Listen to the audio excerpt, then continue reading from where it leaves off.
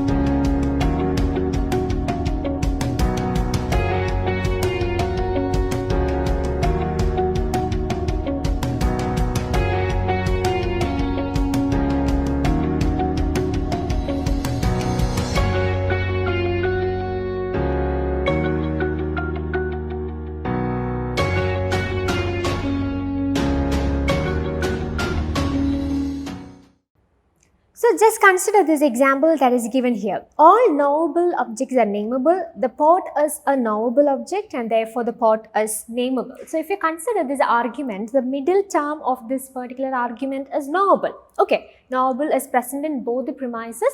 So that's why we are calling it as middle term. We are not going to those details in this video, how we can recognize the middle term, major term and minor term and all that. We have already done a video on that. So I'm not going to explain all these minute details here.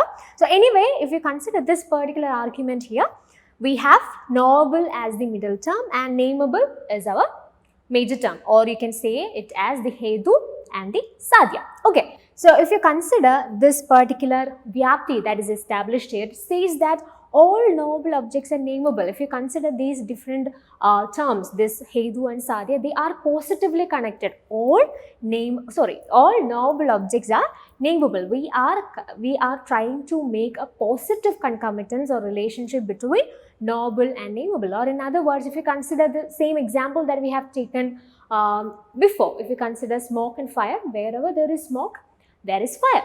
So there is a presence of fire in the apartment. So basically we are making a positive connection between. If one is present, the another is also present. Or if one is existing, then another one is also existing there. That's what we are saying here as well. Uniform agreement in presence alone. That means if one is there, the other is always there. So that kind of a positive connection between the two, the hedu and the sadhya. That is what we are establishing here. So if we are establishing this kind of a positive concomitance between the hedu and the sadhya, and if you are coming out with an inference, that can be called as Kevalanvayi Anumana. If that's the case, how this particular Anumana is different from the other two that we have already seen in our first slide. So the second one is Kevalavyatireki Anumana. So Kevalanvayi Anumana, we have already said that the Hedu and the Sadhya, they are positively connected to each other. But when it comes to Kevalavyatireki Anumana, it is saying that when Vyapti between middle and the major term is derived from uniform agreement in absence alone, it is called Kevalavyatireki Anumana, or in other words, Hetu is negatively related to the Sadhya. So when we have discussed about Kevalanvayi Anumana, we said that uniform agreement in presence alone. The one is there, if you consider the Hetu and the Sadhya, one is there, the other is also present there. So uniform agreement in presence alone. But if you consider Kevalavyatireki Anumana, it says that uniform agreement in absence alone. So the Hetu is negatively related to the Sadhya. I'll just show an example, then you can identify this very clearly. So consider this example here. Where there is no smoke, there is no fire. The hill is smoky, therefore the hill is fiery. So what we are saying here, we are saying that we are trying to make a relationship between smoke and fire, but that is in a negative form. We are saying that if there is no smoke, then there is no fire, but this hill is having smoke, or if you consider the apartment in that sense, you can say that if there is no smoke, there is no fire, but I can see smoke coming out of the apartment, so obviously there is fire in the apartment. So we are actually trying to make a relationship between the Hedu and the Sadhya in a negative light. Okay, so if you consider the previous example that we have taken on, the previous type of Anuman, that was Kevalanvayi Anumana, we said that if you consider the same example in that context, we can say that if you are considering Kevalanvayi Anumana, we can say wherever there is smoke, there is fire. The hill is smoky, therefore the hill is fiery. So what we are doing there, we are trying to make a positive relationship between the middle term and the major term, or the Hedu and the Sadhya. But when it comes to Kevalavyatireki Anumana, what we are saying, we are trying to make a negative connection between the two, or Hetu is negatively related to the Sadhya. That means we are saying where there is no smoke, there is no fire. If there is no smoke, there is no possibility of having fire there, but the hill is smoky, or there is smoke in the apartment. So obviously the hill is fiery, or the apartment is on fire. So this is how we can explain Kevalavyatireki Anumana. Now we are coming to the last and final type of Anuman, which can be categorized on the basis of the type of Vyapti, that is Anvayavyatireki Anumana. So what do you mean by this particular Anuman? When the middle term in an inference is both positively and negatively related to the major term, it is called Anvayavyatireki Anumana. If we are establishing a positive as well as a negative relationship between these middle term and the major term, and if you are coming out with a conclusion, that can be called as Anvayavyatireki Anumana. I'll just show an example. Consider this example here. All smoky objects are fiery, the hill is smoky, therefore the hill is fiery. No non-fiery object is smoky, the hill is smoky, therefore the hill is not non-fiery, that is the hill is fiery. So what is the peculiarity of this particular Anuman that is given here? We are actually establishing a positive as well as negative concomitance between the Hedu and the Sadhya in the same Anuman itself. So in the first place, we said that all smoky objects are fiery, the hill is smoky, therefore the hill is fiery. We are saying that, okay, all smoky objects are basically fiery. If smoke is coming out of a particular object, then obviously that will be fiery, and the hill is smoky, or there is smoke on the hill, so obviously the hill is fiery. And again, we are trying to establish a relationship in which the Hetu is negatively connected to the Sadhya, and we are trying to establish the inference in the second phase. That is, no non-fiery object is smoky, the hill is smoky, therefore the hill is not non-fiery, that is the hill is fiery. That means we are establishing a relationship in which we are saying that usually if an object is non-fiery, or if an object doesn't have this fire in it, obviously that cannot produce smoke.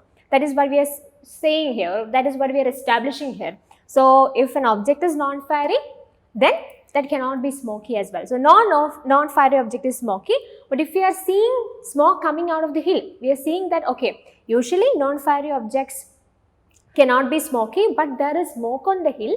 In that case, we can say that therefore the hill is not non-fiery. Why is it so? Because we can see smoke coming out of that particular place, and we are concluding that the hill is fiery. So if you are this particular explanation or this thing seems a little bit confusing for you, just remember this thing.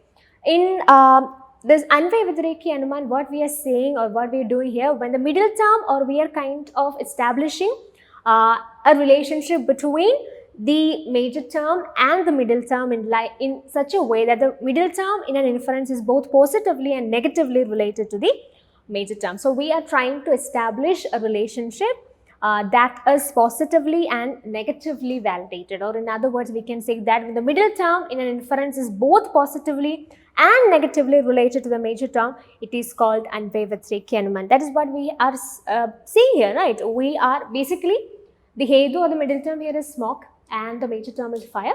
So, firstly we are trying to make a positive relationship between these two. All smoky objects are fiery, it's positive.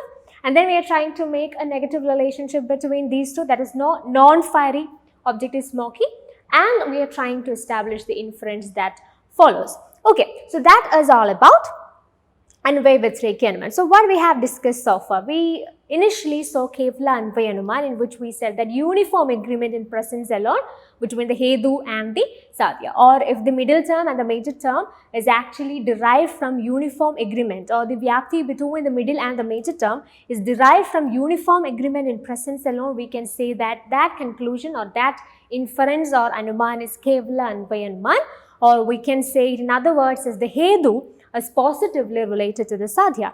And coming to the next one, that is Kevalavyatireki Anumana. What is the peculiarity of the Vyapti that is there? Vyapti is basically the foundation of our inference. That is what actually leads us to a proper inference. So, the Vyapti between middle term and the major term is derived from uniform agreement in absence alone.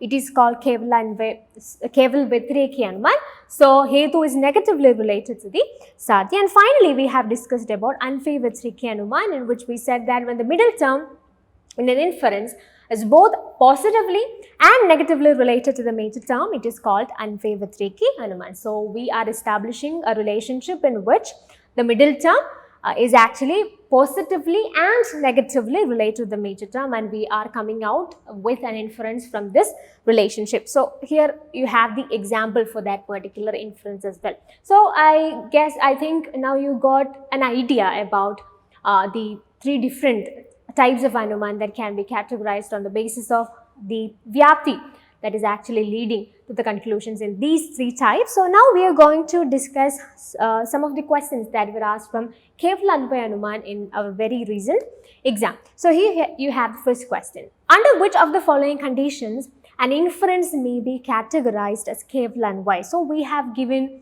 4 different options and we have to find out under which of the following conditions an inference may be categorized as Kevalanvayi. We can just go through the options. When it is based on middle term which is only positively related to the major term, when it is based on middle term which is only negatively related to the major term, and then we have when it is based on middle term which is both positively and negatively related to the major term, and finally we have the option D, that is when middle term and major term have the relationship of identity between them. So, if we consider Kevalanvayi Anumana, we already said that what is the relationship or the Vyapti between middle term and the major term in Kevalanvayi? That is, they are positively related to each other. The hetu is positively related to sadhya, or the middle term is positively related to the sadhya. So, uniform agreement in presence alone. That is what we have discussed about Kevalanvayi. In that sense, which is the right answer? That is option A. When it is based on middle term which is only positively related to the major term. So, the right answer for this question is option A itself.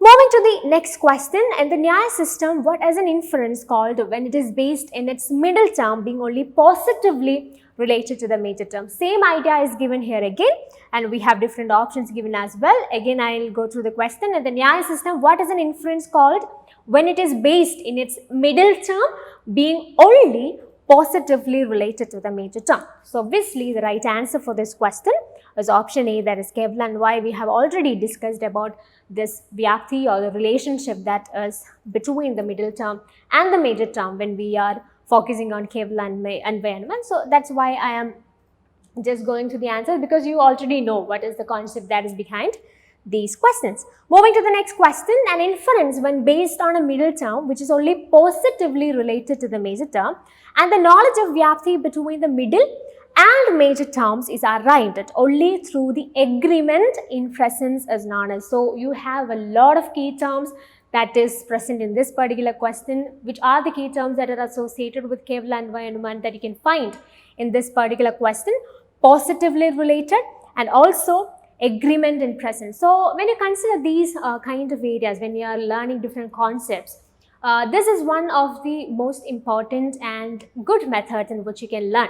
Because if you consider various concepts, there are certain keywords that you can remember, and if you can remember those keywords, that will actually help you to find the right answers for the objective type of question. So if you consider different keywords that you can associate with different concepts, when it comes to exam, you can identify those keywords in the question, and that will easily get you into the right answer. So in that case, if you are learning this particular concept of Kevalanvayi Anumana in that respect, these are the important keywords or key terms that you can remember.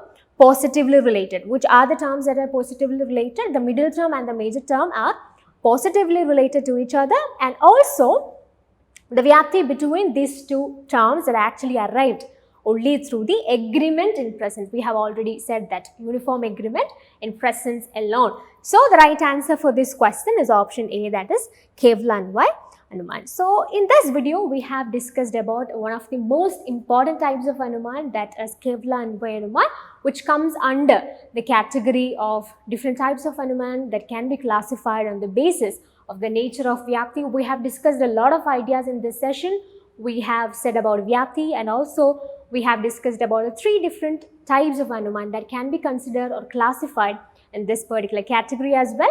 And also we have discussed some of the sample questions that were asked from Kevalanvayi Anumana in the previous exam as well. So this kind of a very systematic strategic approach to Intel logic is very important for you for your preparation. So if you want to know more about Appleby Academy's strategic methods to learn Intel logic, you can just contact us. We can help you in that. So we are having online and offline classes available here. So if you want to know more about our courses, you can just call to the number that is given below. So thanks for watching and happy learning.